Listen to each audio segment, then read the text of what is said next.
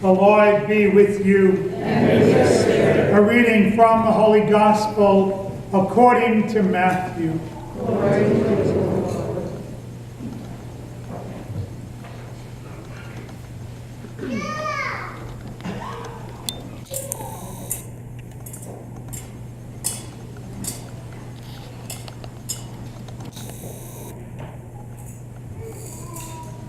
When Jesus was born in Bethlehem of Judea, in the days of King Herod, behold, Magi from the east arrived in Jerusalem, saying, "Where is the newborn King of the Jews?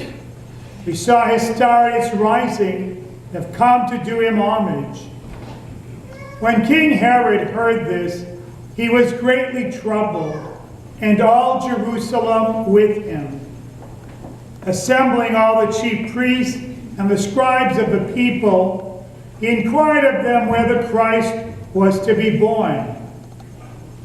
They said to him, "In Bethlehem of Judea, for thus it has been written through the prophet, and you, Bethlehem, land of Judah, are by no means least among the rulers of Judah, since from you shall come a ruler who is to shepherd my people Israel." And Herod called the Magi secretly and ascertained from them the time of the star's appearance. He sent them to Bethlehem and said, "Go and search diligently for this child. When you have found him, bring me word, that I too may go and do him homage." After their audience with the king, they set out.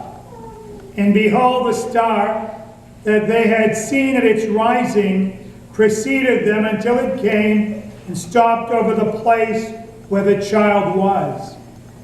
They were overjoyed at seeing the star. And on entering the house, they saw the child with Mary, his mother. They prostrated themselves and did him homage. Then they opened their treasures and offered him gifts of gold, frankincense, and myrrh. And having been warned in a dream not to return to Herod, they departed for their country by another way. The Gospel of the Lord. Praise to you, Lord Jesus Christ.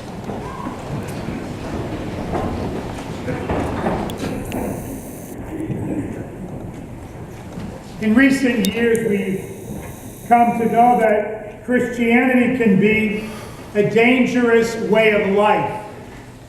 How many churches have been destroyed in Iraq, in Syria? How many people have become refugees? How many have been killed because they proclaim Jesus Christ as Lord?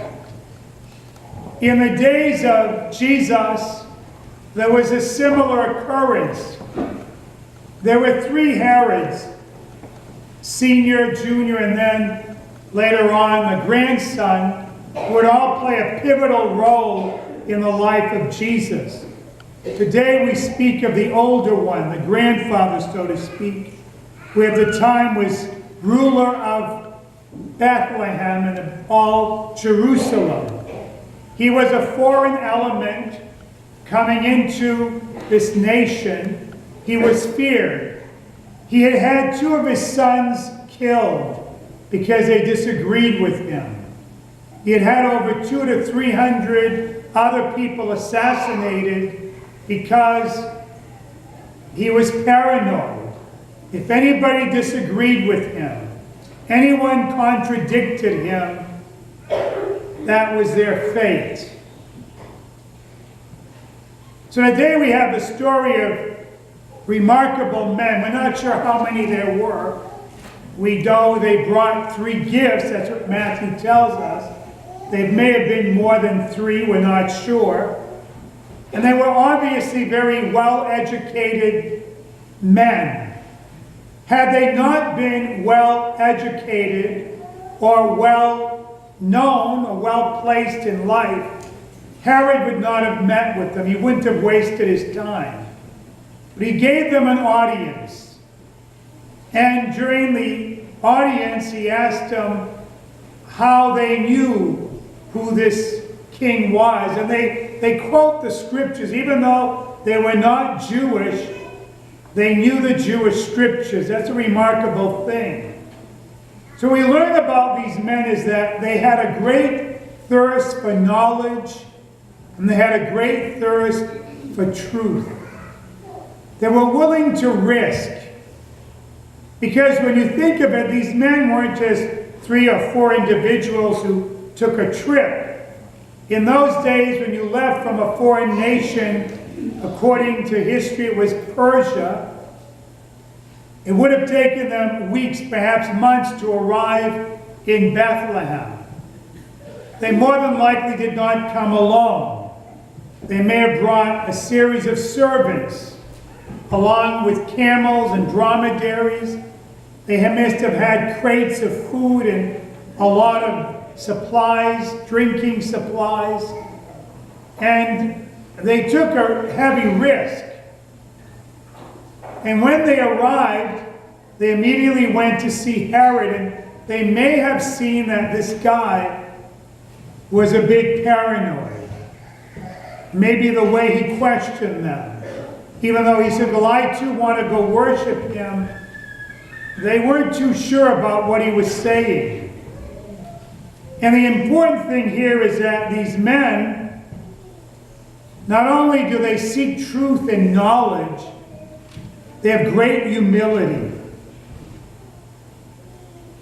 They were looking for the Messiah. Who was the Messiah? What would he look like? Some powerful man? An intriguing figure? According again to historians, when they arrived in Bethlehem, Jesus may have been 2 or 3 years old. So imagine they're walking into a house in Bethlehem that Joseph now provided for Mary. And what do they see? A baby, a 2-year-old, maybe crying. It takes a lot of humility to say, am I in the right place? Did I travel all this distance to see a baby?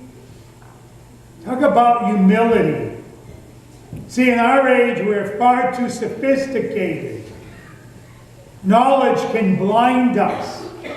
I've often said as a priest that theology, which is a study of God, theology can be very dangerous without faith.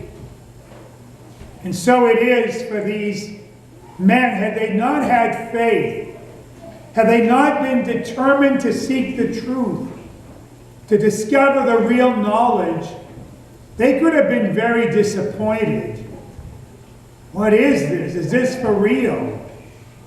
But no, it says that they prostrated themselves and opened their coffers and offered the king gold because he was king, frankincense because he was God, and myrrh because one day he would die. Myrrh is used for the embalming of bodies. Gold, frankincense, and myrrh. They took a risk. There's a risk in being a Christian.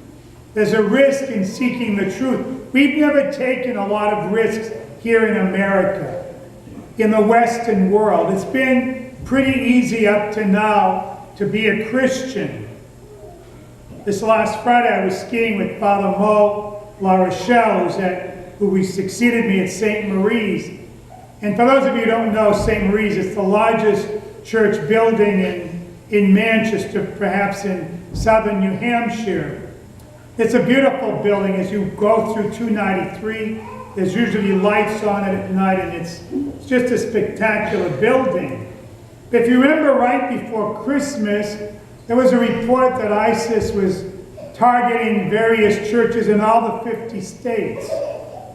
Now, whether that was true or not, but the police in Manchester took it seriously, and they had police at all the masses at St. Marie's on Christmas Eve. Mo and I were discussing it, like It's been easy for us, even in Europe. We've worshipped when we wanted, how we wanted. But it may be more difficult in the future for us to proclaim Jesus Christ.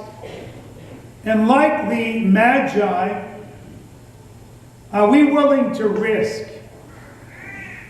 There's a cost to being a disciple of Jesus Christ. Grace isn't something that's cheap.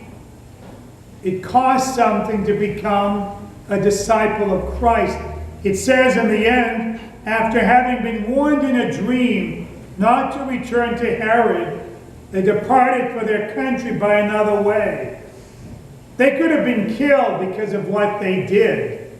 Herod was that paranoid, that vicious. And so who knows what they did and how they escaped. They were able to find their way out of Bethlehem, perhaps again, hundreds of them with their servants, but they left. And they weren't captured or killed that we know of. So today we celebrate the light of Christ, the light that's been revealed to all nations. Are we willing to risk as the Magi did? Are we willing to seek truth and knowledge?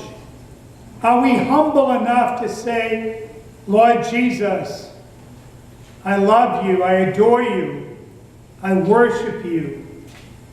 You're far greater than I can ever hope for or imagine, and yet you came to me as a child. What a miracle. What a birth.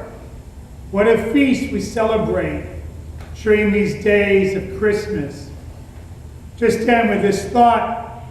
I was reading just recently that ever since France has been attacked, as you know, religion in Europe is for the most part cultural now.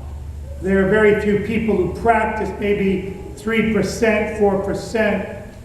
But in recent years, since they've been attacked, more and more Christians, Catholics in particular, are going back to church. Not in huge numbers, but they say there's up to sometimes 11% who are going back to the churches. And I thought to myself, if a church is too comfortable, if we're never persecuted, if we're never challenged, it's easy to take it all for granted.